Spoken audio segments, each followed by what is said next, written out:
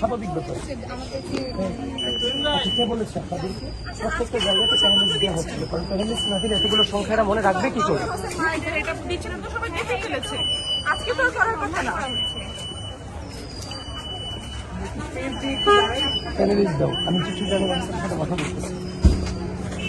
মুখে কথা বলেন, কিন্তু আপনার প্রচারপত্র দেওয়ার কি আছে আজকে? কি হচ্ছে, কি দিয়েছে? আপনি দেখছেন না, পুরো একটা লিস্ট ধরিয়ে দিয়েছে।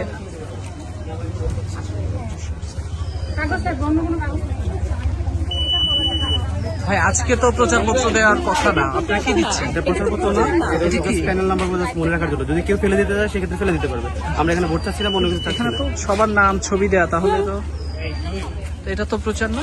এটা প্রচার কিভাবে? জাস্ট হচ্ছে নাম্বারগুলো যদি ভোট চাওয়া। আপনি কি করে এনশিওর করবেন যে এতগুলো মানুষ ভোট দিবে, এতগুলো নাম্বারটা মনে রাখতে পারবে? অবশ্যই সেটা আপনি তো, এটা প্রচারপত্র তো দেওয়ার নিয়ম না। ভাই আপনারা কি দিচ্ছেন? আজকে কি এগুলো দেওয়ার কথা? মানে প্রচারণা কি আজকে চলার কথা?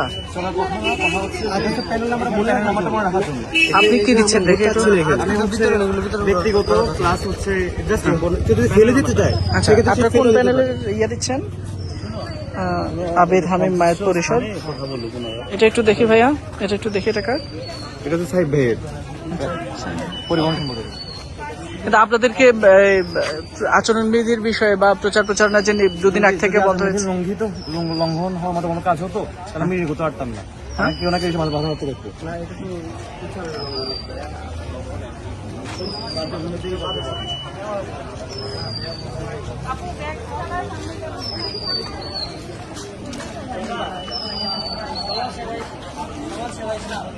হ্যাঁ, বলতে হবে।